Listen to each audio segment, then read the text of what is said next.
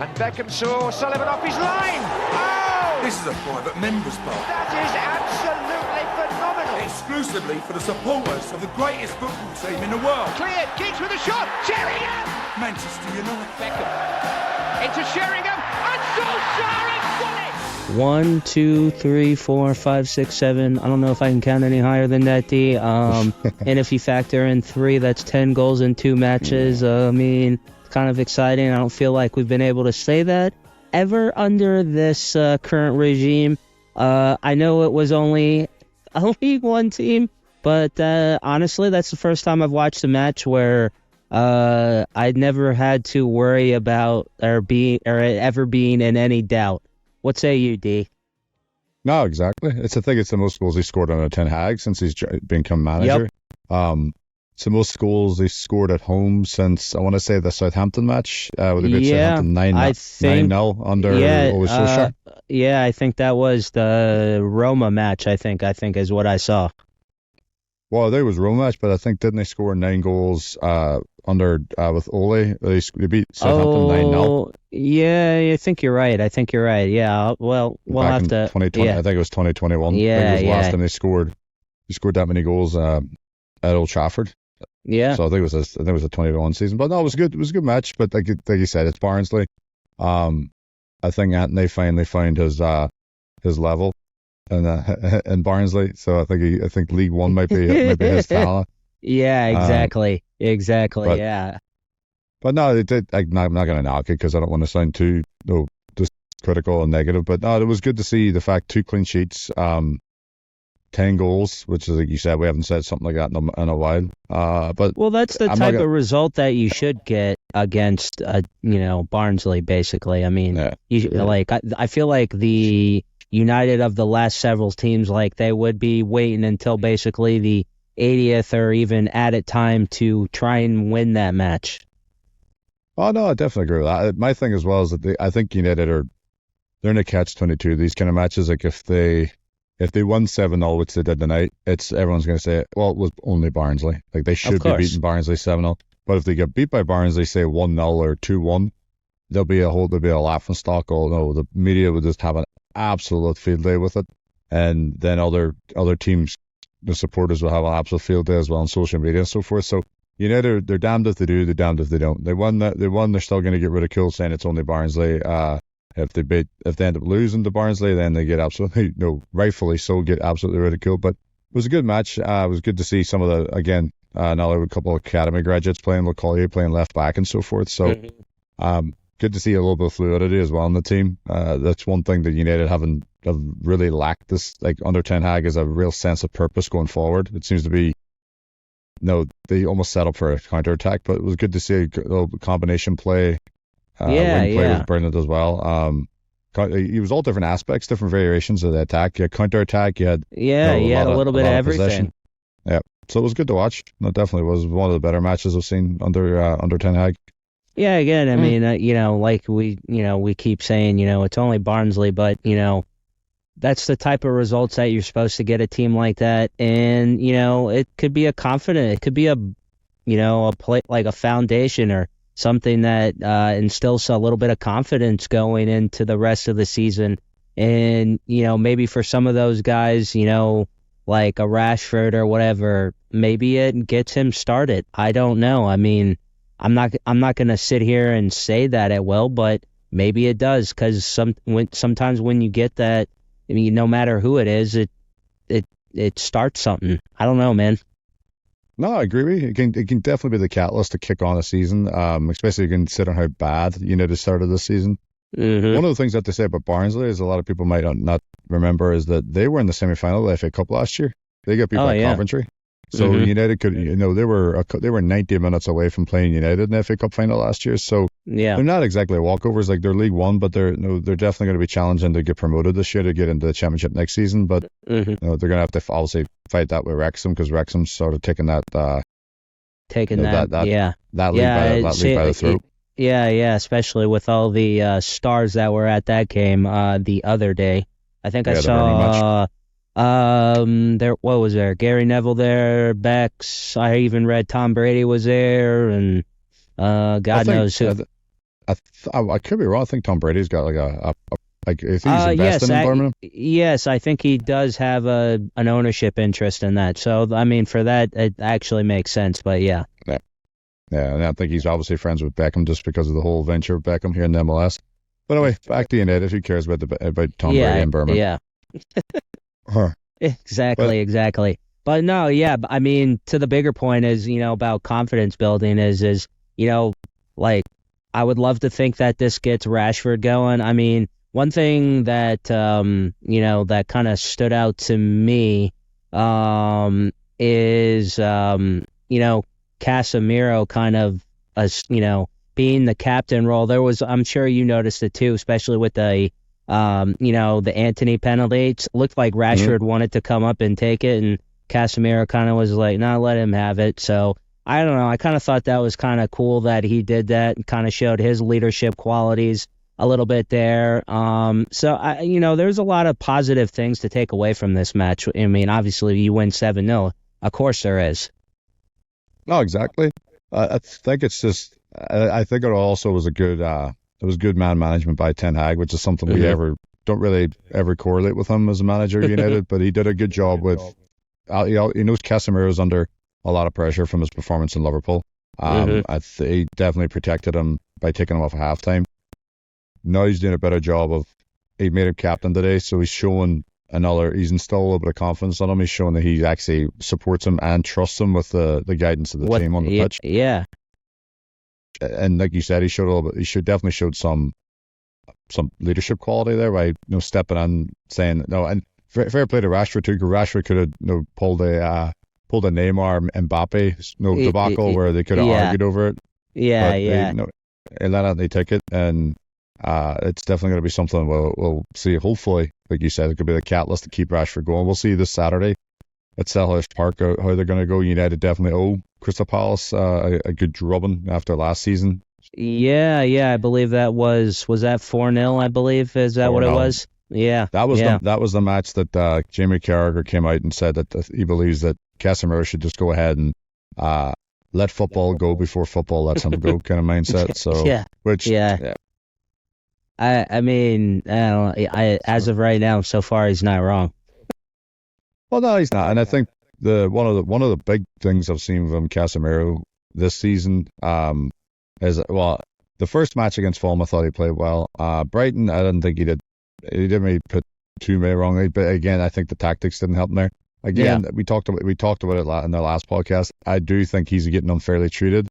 I think the tactics that were employed by Ten Hag aren't favorable to Casemiro's qualities and his attributes. He's not known to be a quick, covering every blade of grass defensive midfielder, which I know that's what he did at Real Madrid, but he also had the likes of Toni Kroos and Luka Modric around him. Yeah, exactly. And then he also had a back four that was unprecedented. And he's had Marcelo, Carvajal, Sergio Ramos, Varane. Yep. He had all those names at Real Madrid. Take your pick, Yeah, he was arguably part of one of the best Real Madrid teams of all time. So I don't know if people can just turn around and say, "Oh no, he's dropped it that much," or that's what happens when players go to United. They sort of fall apart. Like, has that happened in the past? Yes, you definitely know players come to United and end up sort of falling off the wayside. But at the same time, I don't think Casemiro is that way. I think United need to really get back into the rhythm of playing the way they can, playing to their strengths. The Ten Hag's tactics, you can clearly see he's changed it up. I like to think that he's actually listened to our podcast and realized that maybe there's a few things he picked up on. But, maybe. Yeah, probably not. I like to think that way. Yeah. Let me dream, Keith. But I did like to see the fact that Ten Hag was able to be man enough to realize his tactics the tactics he employed aren't. Yeah, it wasn't working. I mean, obviously, he had Ugarte and Casemiro in there today, and I kind of hope, like we talked about this on the last one. You were the one who brought it up. I mean, I kind of would like to see it again this Saturday. I see how it works. Why? I'm the type of person is like, if you, especially when you're in a rut and you try something different and it works, why stop it or break it until it doesn't work? It stops working. No, No, exactly. And one of the things that I think a lot of people, maybe I don't say a lot of people, me and my cousin Sean were talking about this in our chat on WhatsApp. It's no coincidence that there's one player that Ten Hag's implemented in the midfield, and it's actually, and I mentioned earlier about there's a rhythm to United's play. There was a little bit of cohesion in the midfield. Yeah, it's Christian Eriksen. Christian Eriksen, I thought he was great today. He scored 2 goals. Yeah. I thought he was great against Southampton. A few times I thought maybe the speed of play was getting to him. Ten Hag had him playing that deep lying playmaker role that, for example, that Real Madrid do with Toni Kroos and Luka Modric. They don't have the legs to be able to go box to box or cover every blade of grass. But Ten Hag's trying to implement that sort of situation, that kind of situational awareness for Eriksen. What I mean by situational awareness, he knows he can't go box to box, so he's thinking, okay, what's the best situation tactically that I can implement him, and he's done it, and I think it's actually helped United become more fluid in terms of keeping possession and going forward. Well, like we've been over ad nauseum, is like he has been up until, I guess you can say, this match really. I mean, he's been so dead set in his ways, and I'd like to think this is a turning point for him. Is that actually making a starting 11 to what you have? You can have your convictions and your philosophies, but if you don't have the type of player that can play in that philosophy, then you're just setting yourself up for disaster. No, exactly. And like you said, the last 2 matches were people are going to look at it on paper that they were just easy matches. United should be winning. On paper, United should be destroying these teams the way they did. They should be scoring 10 goals in 2 matches. But at the same time, as everyone knows, the Premier League is not one of those leagues where you're guaranteed a result every single match. And the League Cup, just not even League Cup, just cup competitions in general in England are. You have the lure of the fairy tale of the FA Cup. We always have for example, Coventry. Last year in the FA Cup taking United to penalties, and then you have the League Cup. You have a lot of teams too that like to sort of live their Cinderella story out. So there's no guarantee. I was just glad to see United get a good convincing win. No injuries that I've seen outside of. I don't know how Ugarte give away. I thought I feared the worst when he went down. Yeah, but I don't honestly, know how that's a free kick. When I saw that, I was like, oh my God, we just brought this guy in. It's basically his, a cameo, and this guy is already gone, of course. Yeah.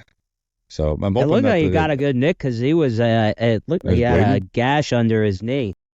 Yeah, exactly. And not just that. I was worried more too about his ankle or even the top of his foot. Maybe because you could clearly see he was stepped on his boot. So when I saw the replay of that, I was like, Jesus Christ, please no. Yeah, I know. Just the way United's going. So. But overall, it was definitely good. It was a good result. Good to see Rashford back in the score sheet. Garnacho again. He's proven. Oh my God, this guy is he's unbelievable.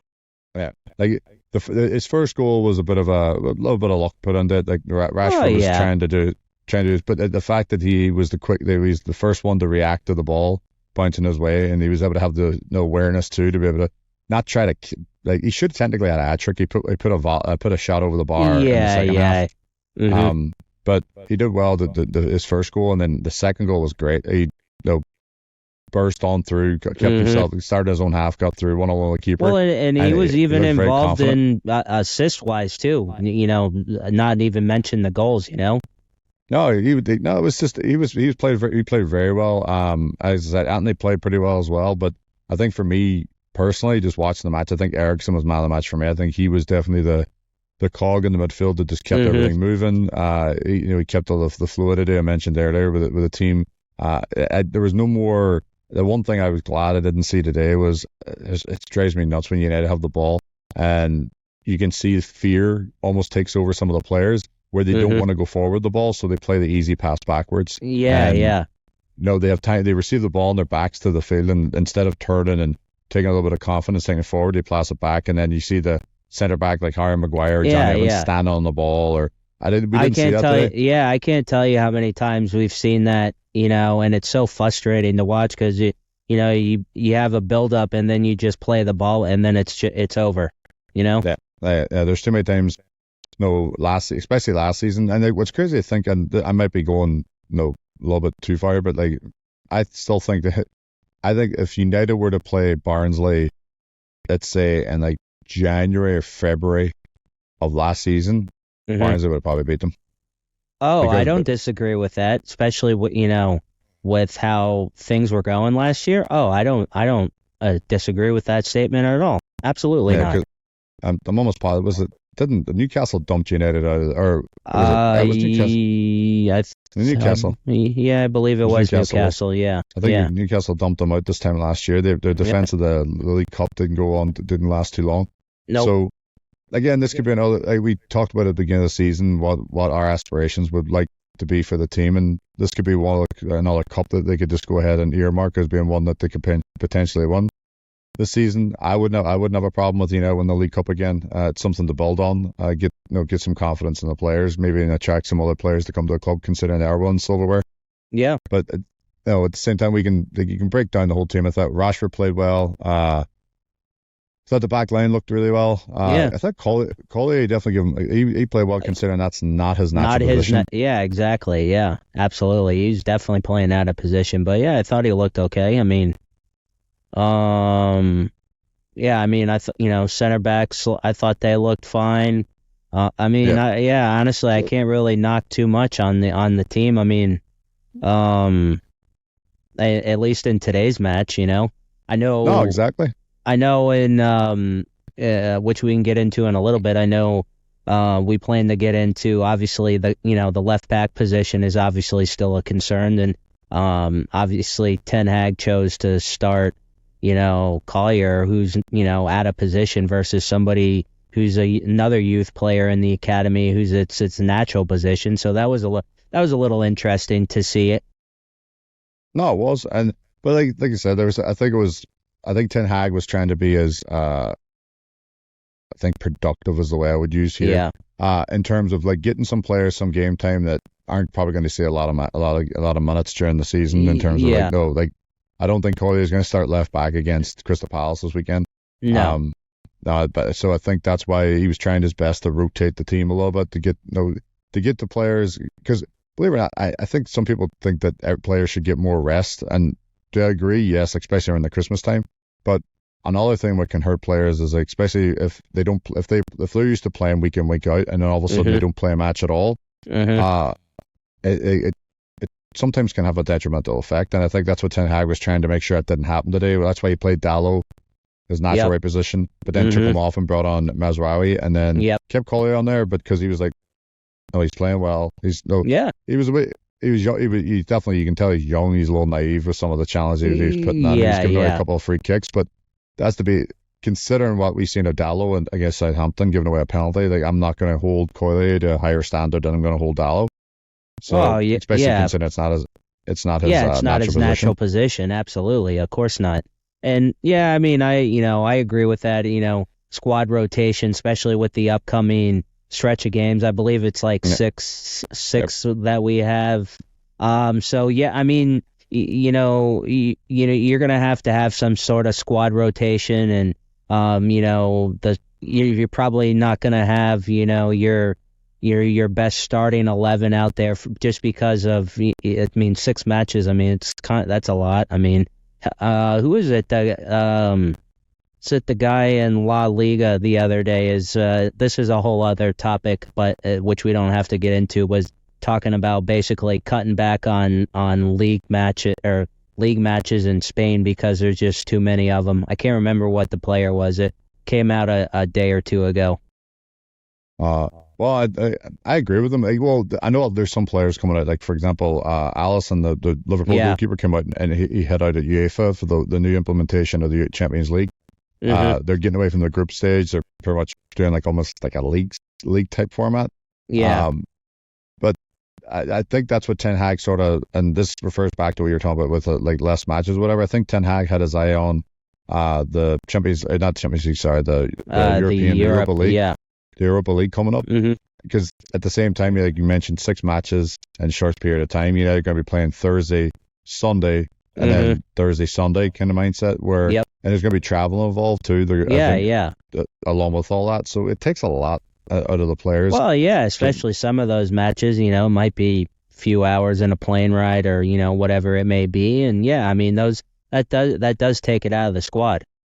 No, 100% it doesn't. And that's one thing we mentioned this a long time ago, that when we did a whole podcast about the injuries, and I was saying the one thing I would love United to do would be to try to reach out there to the States and look into some of these doctors or physios or whoever's involved with like the NBA and the NFL, because these players are traveling. Like imagine, for example, the Seahawks play Miami. The Seahawks play Miami. They have to travel all the way from Seattle, Washington, the northwest of America, and go to the most southern point. Yeah, it's a 5+ hour plane ride. Yeah.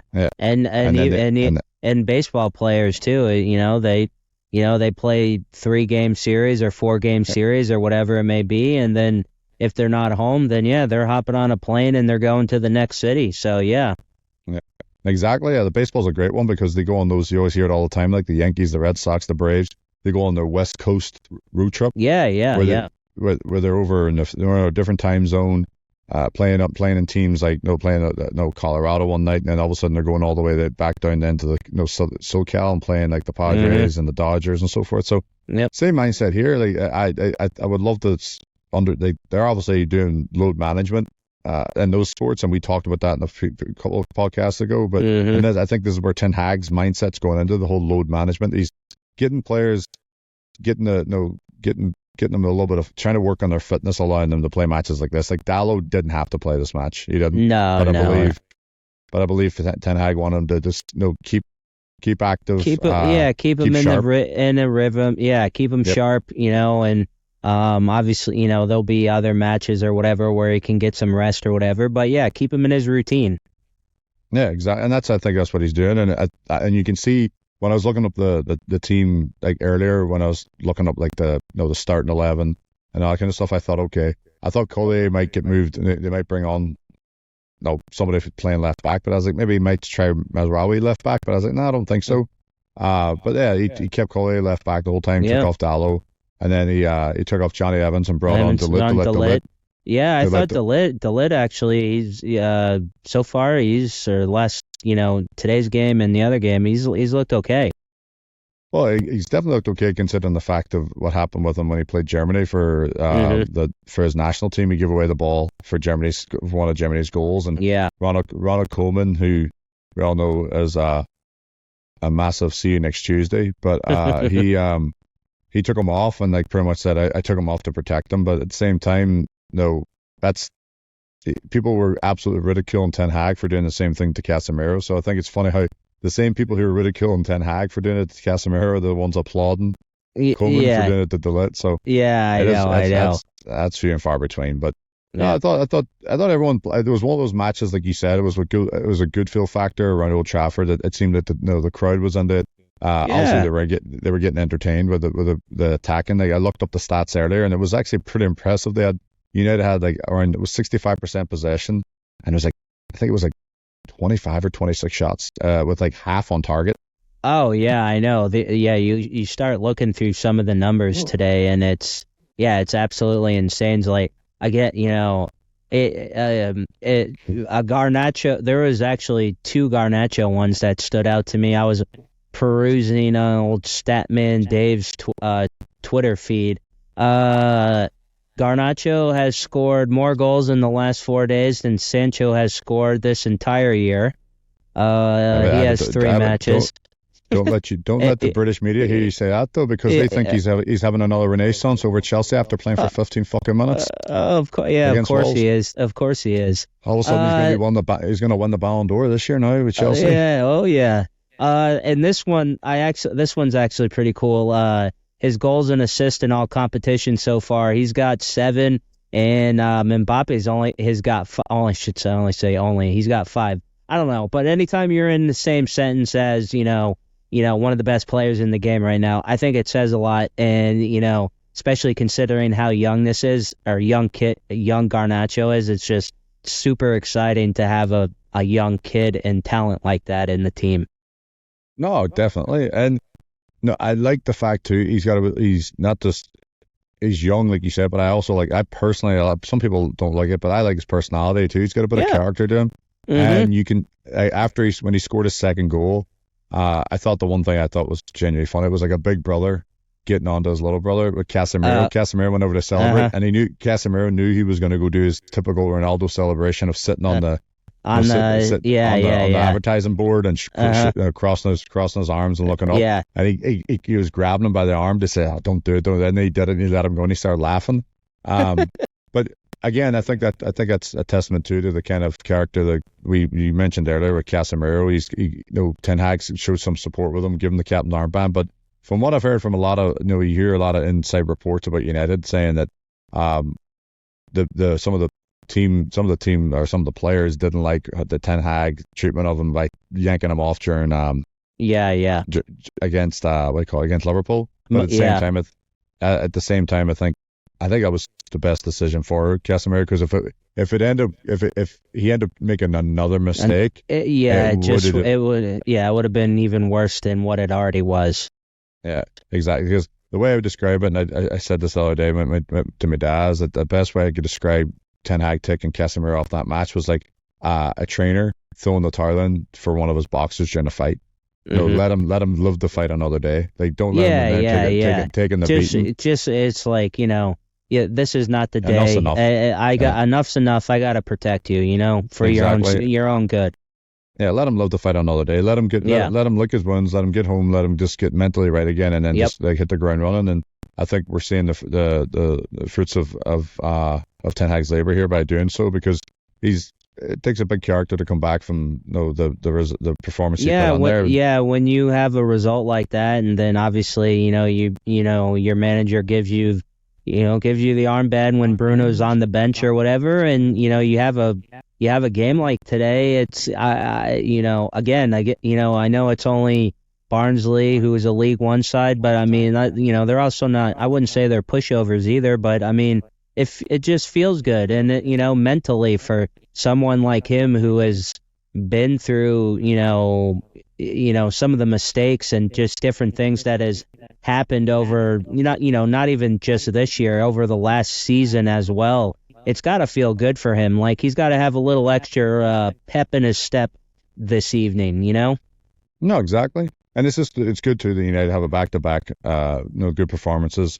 Granted, the first 35 minutes against Southampton, and we can get into that match now. I think we've why not? Yeah, enough on the Barnsley, but the Southampton match, I have to eat my words here. I have to say, I have to hold my hands up when I said Anana is not the goalkeeper.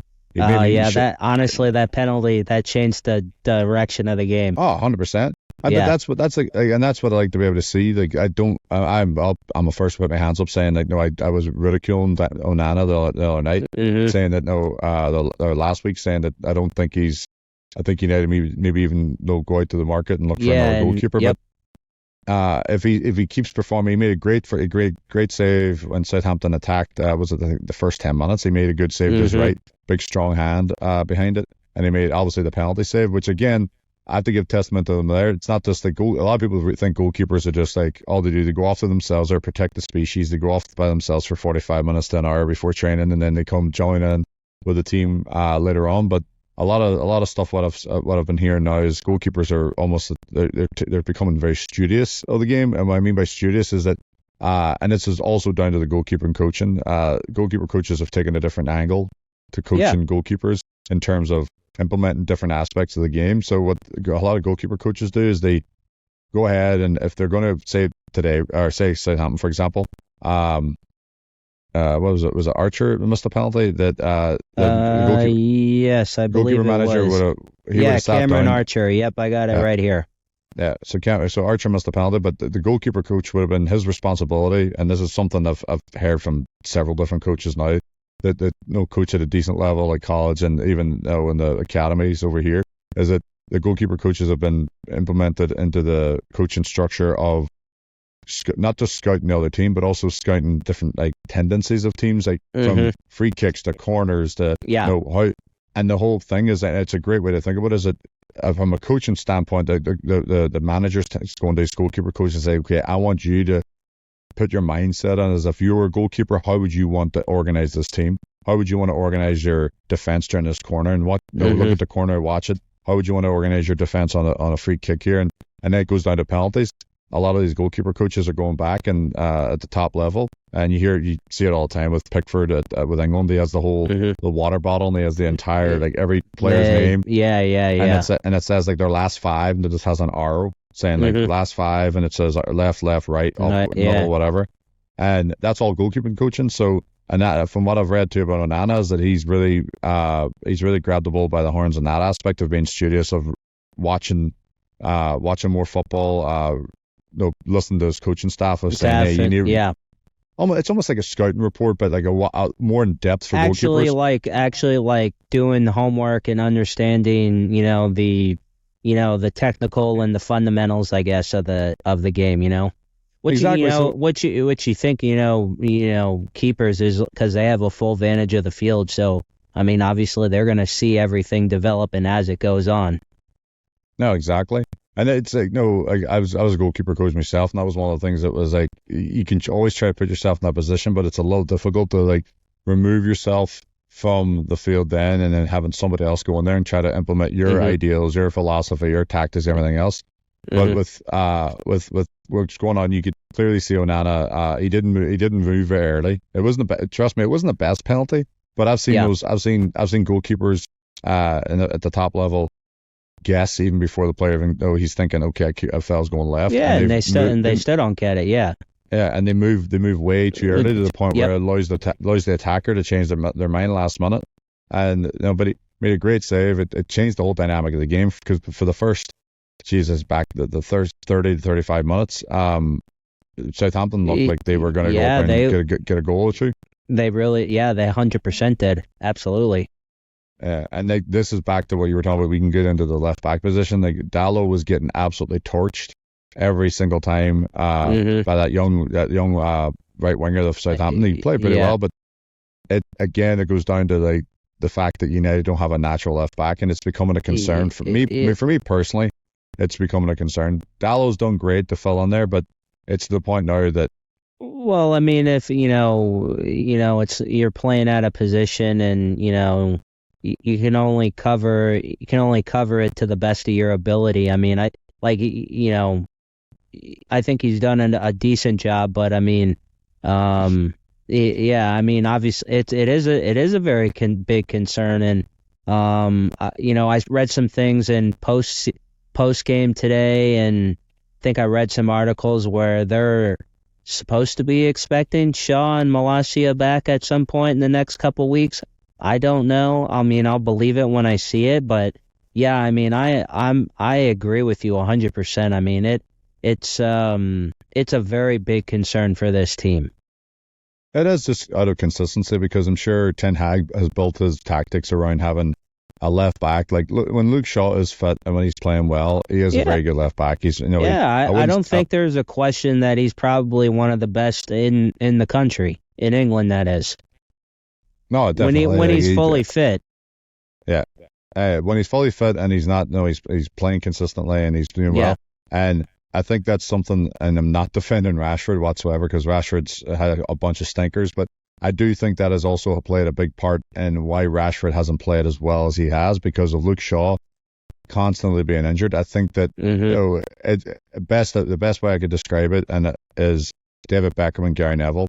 I think if Gary Neville wasn't the right back at Man United when David Beckham was the right winger at Man United back in the late 90s, early 2000s, I don't think either one of them would be as revered or play as well as they did in terms of... because they both, they fed off each other, Exactly, yeah, and I think that happens. Like I was listening to good old Rio Ferdinand's podcast earlier, and he was doing a comparison of there's some people believe that Gabriel and Saliba from Arsenal are pretty much the next Vidic and Ferdinand partnership. And he even said, he goes, I think Ferdinand said, I agree with you. I think they're the two best centre back partnership in Europe at the minute. He goes, but it's not just the fact that they're playing well together. It's just you can see they support one another. When Gabriel scored the winner against Spurs, it's the first man to go over and grab him was Saliba, and you could just say like they were almost like it was like a little tandem. They were like like Batman and Robin. And I think in terms of Rashford, I think that he is, for lack of a better term, I think he's missing his Robin. He's being Batman, but he's missing his Robin in terms of he knows how Shaw plays. He's played in the Rashford's played in the left wing for quite some time now. Yeah. And his partner in crime has been Shaw, and over the last few months of last season and even the start of the season, he's had 2 to 3 different left backs play with him. So he's not really. You don't see they're not unnaturally on the same page, and I think that's on something the same wavelength. Yeah. Exactly, and I think that's what you can see, as we go into the season. Maybe he's becoming more comfortable with Dalot playing left back. Maybe that's why Ten Hag prefers Dalot left back, because Rashford knows Dalot longer than he's. I don't think he wants to implement Razwawi into left back because of the fact that there is a certain dynamic that Rashford's play. Like, right, does Rashford defend 100% all the time? No. So Dalot understands that, so I don't think Dallow's going to be bombing forward as much as he can, whereas Mazraoui, he does have a tendency to get forward. But he also has a young man and like Garnacho playing right wing that's going to, he's young, greener in the ears, and he will give 100%. So I think Ten Hag's trying to play, I think he's trying to play his cards close to his chest without giving too much away, but at the same time, you and I have been on here, we've been criticizing the Rashford and all that kind of stuff. With the performance that he's put on the last, I thought he played pretty well against Southampton. He scored a goal. He looked dangerous every time he was going forward. Yeah. Against, granted, everyone's going to say, it's only Southampton, but we'll see. We'll see the same how Southampton. Well, hey man, you gotta start somewhere. So I mean, sure, yeah. Is it Southampton? Sure. And again, like we've been over ad nauseum. Is it Barnsley? But you gotta start somewhere, and if those are the 2 games that gives him a little bit of confidence, he's basically, he's got 3 goals, and I think it was 3 goals in his 6 starts. So I mean that's that's encouraging. He was also unlucky not to get more against Southampton. Like I know Ramsdale made a great save on him in his near post. When where Ahmad played him through, and it was in the first half, against Southampton, after the penalty save, and he just he just seemed to. I'm hoping that it's going to really kickstart him, but we'll see with the Southampton match. I was more impressed with what I seen in the second half than instead of what happened after the penalty save. After the penalty save, United sort of they took their chance. They did great with his header. United Southampton looked a little shell shocked. United didn't. United seemed to want to try to take the game by the throat. And they responded. And it's something that we didn't see of a United team last year. The United team last year didn't go for that cutthroat mentality of going off and trying to get the second and third and the fourth and fifth goal. Exactly. The United team last year probably would have bit Barnsley 2-0. And Barnsley probably maybe have hit the post or hit the crossbar. Yeah, it would have been a very uncomfortable 2-0 where that Barnsley could have probably, had a goal or two, and you're basically biting your fingernails off until they blow the final whistle. Exactly. And against Southampton, it was one of the more professional, controlled second halves I've seen from United. In a long, long time. We actually said it in the last podcast. When's the last time we've seen United dominate a team? Granted, Southampton should have been up maybe 1-0 or unlucky not to be up 1-0 before United scored the 2 goals. But at the same time, you have to ride your luck sometimes, and United did that. And I've heard a stat about the Southampton match, which I thought was actually really interesting. They did not have a single shot on target since Archer's rebound from the penalty. So when Onana saved the penalty, went back to Archer, and he tried to head the ball back, and he looped it right back, and Onana got up pretty quick and held it. That was the last shot on target that Southampton had in that match. Yeah, that's kind of crazy. Yeah, that's And that was in the 33rd, 34th minute, whatever it was. Yeah, so that's basically a 3/4 of a game, or I guess 2/3. 2/3. Yeah, 2/3 of the match. Then United, and that's what I mean by the controlled mindset. And it was a little bit, and United looked dangerous too in the second half. And Garnacho took his goal really well. So again, like you rightly said, these are the kind of matches like they're not gimmies. United are damned if they do and they damned if they don't. If United lost to Southampton, the headline the next morning would have been Ten Hag, dead man walking. Or exactly. Ten Hag out, sacked, blah blah. All the. Or you would have seen reports of Gareth Southgate seen at Carrington, Gareth Southgate seen having dinner with Dan Ashworth. Gareth Southgate seen fluffing Dan Ashworth. I don't know. But no, but you're not wrong. It's just that like that's the way the media is these days. Like no, there's so many different fabrications that come out of the just left and right, and it's just good to see for like the last two matches, 2 clean sheets, 10 goals, players that have been under scrutiny, playing well, getting goals, and then I liked also seeing. I think might be on an island here for this one, but really like Ahmad. I think Ahmad is definitely he has to. Yeah. He has to mature in terms of his final product, but but when it comes to being dynamic and being very, he really does just he's the kind of young player, the young quick winger that United have been right over.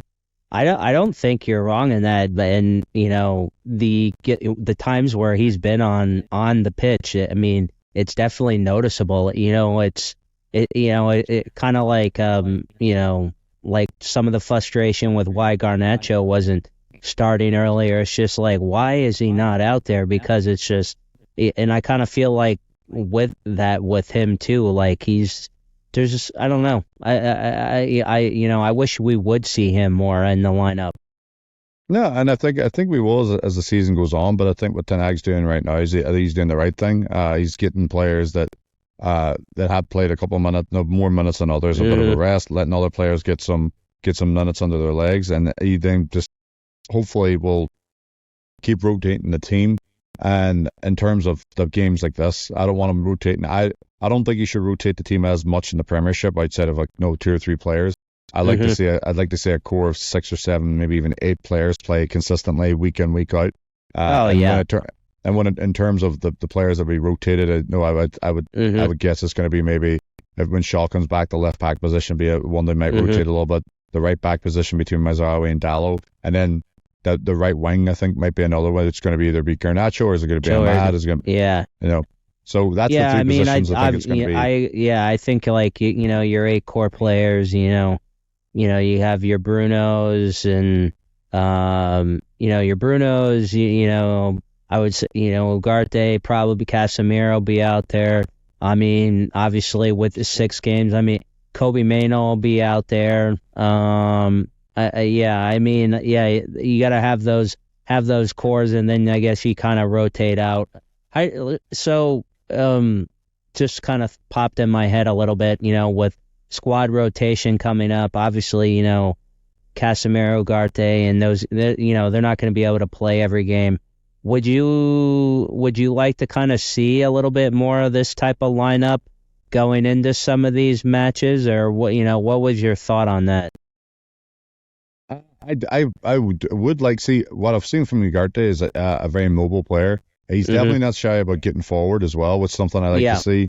The one thing that it's going to be a conundrum for Ten Hag in terms of how the team is a little bit inflated in terms of midfield is how's he going to implement and keep everyone happy with the likes of Casemiro, Ugarte, Mount, Mainoo, Bruno, Eriksen. There's a plethora of players that they're going to want to. They're going to be knocking on his door saying, "Hey, I want to play." Yeah, I know there was rumors that Eriksen was going to try to leave this season.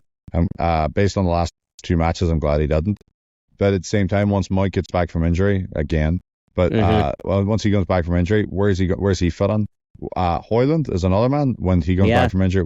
How's he going to keep Xerxes? Is he going to keep Xerxes? I think Xerxes raw in terms of ability. I think you can see a little bit of the potential there, but raw is the perfect word to describe him. Yeah, because technically, I was thinking about this earlier today when I watched him play. He came on, he actually did pretty well. He had a chance at the end. But I was thinking in my head, I was like, he could easily have had 5 goals in the Premier League right now. He could be possibly even 6. And Holland is leading the league right now with 9. Yeah, Xerxes could have been right up there with him because he missed 2 chances against Liverpool, and then he scored against Fulham, and then he missed 2 or 3 chances against Southampton as well. Like Ramsdale made a couple of great saves, but that's 5 or 6 goals he could have in the Premier League alone. So he's get the one thing I have to give him credit on. He's getting into positions there. It's just he's not clinical enough. He's not getting that final touch on the ball and finishing it basically. Yeah. And that's something I'm hoping the fact that the United brought in Ruud van Nistelrooy. Oh yeah, of course. Would you would you want to see, like a 2-4, like almost like a 4-4-2 setup at some point, or would you be opposed to that, like a Xerxes and Hoyland up top, or no? The only way I would want to see that played is, and it would change the whole dynamic of the team, would be like a 4-1-2-1-2. And by that, I would say it would be the same triangle in the midfield that's when you would have to play Menu, Ugarte, and Casemiro. And then Bruno was a number 10, and then Xerxes and Hoyland up front. And then when they do go, or even Xerxes and Rashford up front, or Rashford and Hoyland up front. So when they do go forward, they have the ability to drift wide to then make it, and then have Bruno play a false 9, so it ends up looking like a 4-3-3 and they go forward. But I just think with the personnel at United and the way they've played, I don't think a 4-4-2 or 4-4-1-1 or even, I don't think United could play 2 up front, just because it would throw off the entire structure of the team defensively that we were just criticizing last season, or last week and last season. Yeah. It would leave the midfield 2 just exposed, and it would limit the involvement of, I believe, the wing backs to get involved. Like, so if you had Shaw coming back, I don't think he'd be able to venture too far forward, because if he gets caught out of position, you have 2 forwards already up, and you've got Bruno supporting him. That's 4 players already up at the top of the pitch, and then you're going to have to sit there and make sure that everyone else is being honest and diligent to their job. And right now, based on what I've seen, I don't think United should even, like you mentioned earlier, if it's not broken, why try to fix it? Let's just keep riding the wave that they have going on right now. Yeah. And if we end up seeing a team that could potentially play two up front against, great. I don't think we'd ever see the old school 4-4-2 that, for lack of a better term, like Man City sometimes looks like they play a 4-4-2, but because there's so much movement off the ball, it's hard to even say what formation they play. Yeah. Because there's times when you have Kyle Walker sitting in the midfield, and you've got John Stones who's playing centre back, but then he looks like a centre defensive midfielder. So Pep Guardiola is a mad scientist that seems to think that everything needs to keep changing and moving, which you can't really argue with him when he's winning trophies left and right every season. Yeah, but for United, I don't think we'll ever see 2 up front. What we might see is a Hoyland up front and a Xerxes maybe left wing, or a Xerxes right wing, or something like that, or even something like that. Yeah.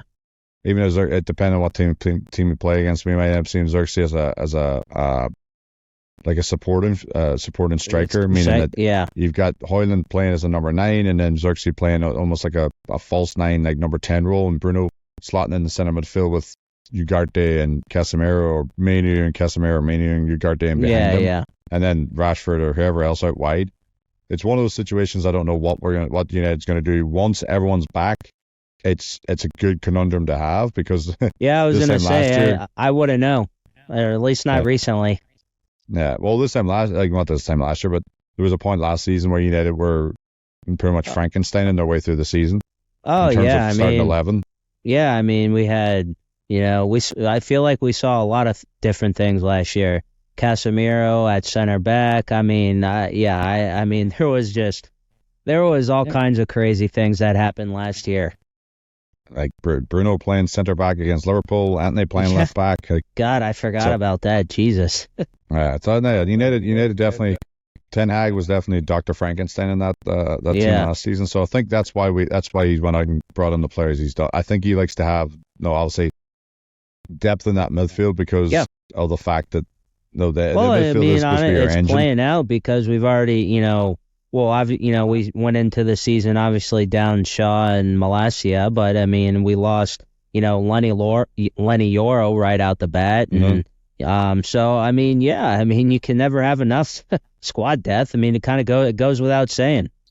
Yeah, and Yoro's an interesting one as well, because I think United brought him on, and there's all these crazy reports going out there that Real Madrid have said that they have an agreement with Euro that he signed for United now, but then he's going to sign for them after the 2026 World Cup.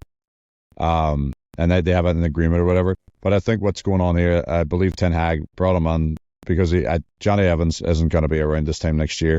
No. It wouldn't surprise me if Maguire was to be at United this time next year. just with the fact that they signed DeLitt and they have Euro and Meridian Martinez there. Maguire might stay to be the fourth centre back. I know Lindelof will be gone. Yeah. So without all that being said, it's going to be interesting to see how Ten Hag really implements each player and how he implements them, not just like when he implements them, but how he's going to really implement them to be productive for the team. I'm more interested to see how he integrates Højlund back in the team, because let's be honest, if Xerxes starts putting these chances that he gets away, well, I was gonna Højlund might not even see the pitch. Well, I was gonna say, if Xerxes starts just banging goals away left and right, again, like we, spent the first 50 minutes talking about, keep the hot hand, like just keep riding with it until it doesn't work. Yeah, and the one thing that, and this is, I don't ever want to put a blight on it, but it almost takes me back to when we were growing up, back in like whenever United had Rooney, Ronaldo, Tevez, and Berbatov. Oh, I know. Playing, and everyone was saying, well, how's Ferguson going to implement these four players? So Berbatov is a different dynamic than Rooney. Rooney is very similar to Tevez, and Ronaldo's in his own. And he's on his own. Yeah. He's on a completely different stratosphere than everybody else, and he got it done. So it's now, I think the way Ineos are looking at him is like, all right, Eric, we went out, we got the players you wanted, we went out, and now you've got pretty much two players at every position outside of left back. That you can now create a team that's going to be successful. That you envision. Yeah. So it's up to him now to really implement it, and we'll see what happens this weekend with Crystal Palace. United, as I said, United owed them one for the 4-0 drubbing last season. That's a good transition into, before we sign off tonight. Obviously, getting beat 4-0 last year. What do you expect the team to line up for this game on Saturday? I think it's going to be very similar to the team we've seen against Southampton. I'm hoping it's going to be a better start than they did against Southampton. Yeah. I know he rested Manu completely today. Like Manu wasn't even on the bench. It was on the bench. Yes, he was. It was on the bench, but he wasn't even. I don't even think he was even considered to go on the pitch. I don't think I saw him warm up at all. Yeah, so I think that was because we mentioned earlier a previous podcast, maybe even the one before, that Manu looks a little leggy from obviously playing in the Euros for England. Yeah. Maybe but I wouldn't surprise me if we might see. I don't know if we'll see the midfield's going to be interesting, because is he going to start Eriksen again? Eriksen played well the last two matches. Is he going to play Eriksen again, or is he going to go ahead and play Ugarte to shut down? Because Crystal Palace does have Eze. He's playing pretty well. He's always playing well. Rumors are United are going to activate a £68 million release clause. Yeah.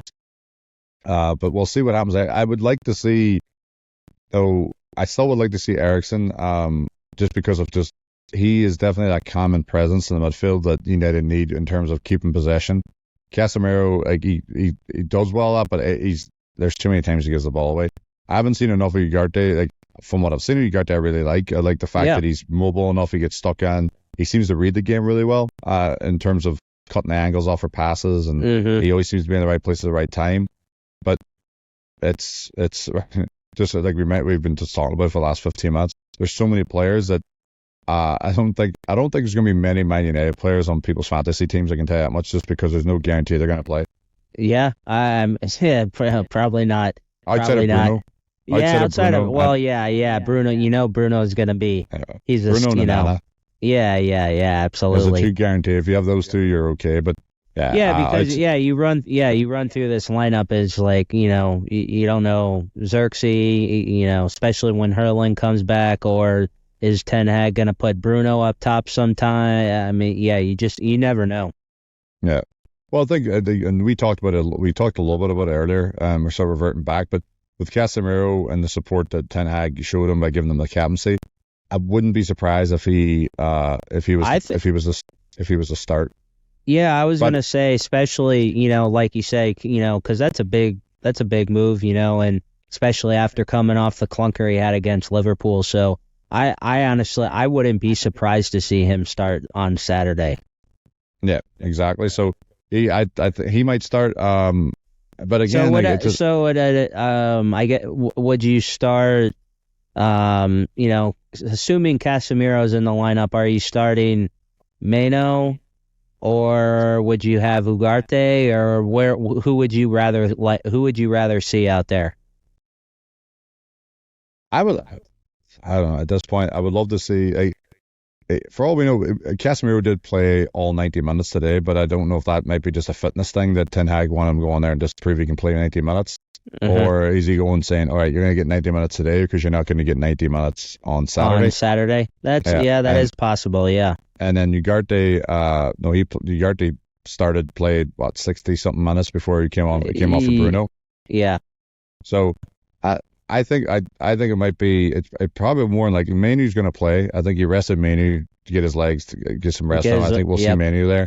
It wouldn't surprise me if we see Manu, Casemiro, and Bruno in the midfield. And then if it doesn't work, then Ten Hag's going to say, okay, plan A out the door, plan B is going on. So more than likely, I'll probably take off, Manu again, or maybe even Casemiro for Ugarte, and Eriksen, bring him on. But I think Eriksen's also played himself into the role, into the possibility of starting as well. Just because the last two matches he played really well. The last few matches he's had, he's definitely deserves to be in the conversation for sure. Yeah. So I get it. It's only everyone's going to say it's only Southampton, only Barnsley, but you can only beat who's in front of you. And Eriksen's put his best foot forward by being that common presence in the midfield that United sort of missed over the last. Though Brighton, they couldn't hold on the ball. Same thing with Liverpool. They were pressing United high, and United just didn't have the answer for it. So we'll see. But we'll definitely see. The one thing I want to make sure United set up a midfield that, because Crystal Palace do have a bit of an engine, like I mentioned, there is a player to watch. I think he's a class little player. I think he's and obviously they lost Elise to Bayern. He actually scored today in the Champions League. But with all that being said, I want to see a team that's actually going to continue this good feel right, if you will. The momentum. I don't want them to all of a sudden just, because that was the number one thing we've been saying for the longest time about United under Ten Hag, is that they seem to, every time they feel like they're catching some momentum and they're playing well and they're getting some form in place, all of a sudden they just come off hard. It was like last year, December and all that, was okay, and then they just crashed and nosedived hard in the second half of that season. Yep, exactly. So we will see what happens. I'm hoping the momentum still goes. It's a good dilemma to have, the fact we don't know what team's going to play. Whereas this time, 6 months ago in the league, we were sitting wondering like, what players do we have available? Never mind. Who's not injured? Yeah, exactly. Who's a body that we can put out there? Yeah. But yeah, it will be interesting, just because the fact that with Crystal Palace, the one thing that I will say, that this is going to be the first time United play against a team that they don't play a flat back four. Yeah, they are 3-4-3. 3-4-3 is what I was just looking at. Yeah. So they play 3-4-3. So naturally, they're going to have the midfield's going to be a little bit congested. And I said, like, Eze is one of those players. He's got the free role. Like on paper, they always make him look like he's playing like left wing or right wing or whatever. But he has this free role that it's very difficult to understand, like, where he's going to be. He seems to just pop up everywhere. And that him and Olise last season just absolutely destroyed United. So this year we'll see what happens. They definitely, the United have to be a little bit more conservative and going forward, just because Crystal Palace do have some good forwards. They do, and especially that it is an away game. I would be okay with a draw this weekend. I think that would be an acceptable result. Of course, obviously, I want to get the 3 points, but I would be happy with a draw. Wrapping up the week, especially the last 3 games. I think that would be a good way to end the week. It will be, but at the same time, I think that just on how United's played the last 2 matches, I think that if anything, Crystal Palace, they drew with Leicester 2 each, and they actually snuck a goal at the end. They were getting beat by Leicester, I believe at home. So they're definitely beatable. And they had to score like a 91st or 92nd minute equalizer. But the one thing I will say, they are dangerous going forward. They have 3 really good players. It's what's his name again? Came from over from Arsenal, and Nketiah. They came in from Arsenal, and then they have Mateta and, as was mentioned, Eze. The 3 players that they're quick. They'll definitely if they get the chance, I think they'll definitely take them. So United have to be a little bit more diligent. They can't start the way they did against Southampton. If they start the way they did against, how do you even say, Liverpool, for example, they looked really well the first 10, 15 minutes against Liverpool, even 20 minutes. That's the kind of consistency. But the problem is, have to find that consistency all the way through for 90 minutes. Yeah. Like, obviously, I'm not expecting United to go in there and play balls to the wall, like from kickoff to final whistle. But no, I don't like to see these ebbs and flows of United going through matches, and it's almost like going through the motions. And they're also going up against their former goalkeeper, and Dean Henderson, who might have a point to prove, considering that Ten Hag didn't really see a future for him there. So yeah. Well, before we sign off, D, what's your score prediction for Saturday? We're predicting. Let's see.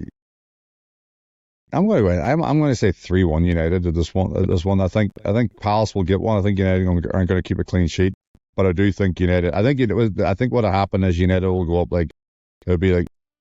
I think it'll be like 1-0 United, then 1 each, and then 2-1, and then I think United will catch Palace on the break as they go forward to try to search for an equalizer. Late, yeah. I want to say, and then I'm hoping Ten Hag makes the right decisions and makes substitutions, because sometimes he still makes these head scratchers that don't make any sense. Yeah. Well, yeah, I think you're gonna say 3-1. I'm gonna go 2-1, and I guess we're all getting together Saturday at a local bar around here to watch the game. D, before we sign off, give your social a quick plug. On Instagram, it's good old dc.mcguigan. And I am at KeithIp86, and we will talk to you guys next week. Hopefully it is a victory in Selhurst Park. And thanks for listening to the Biggie and Smalls podcast. Also, if you feel inclined to subscribe, leave us a review. Tell us how much you love us or don't like us, whatever you want. We updated our logo for you. You can tell us how beautiful we look, especially me, right, D? And no, definitely. You all the help you can get. Yeah, true story. Oh boy. Stories about that off the podcast. We'll end the podcast there. Have a good night, everybody.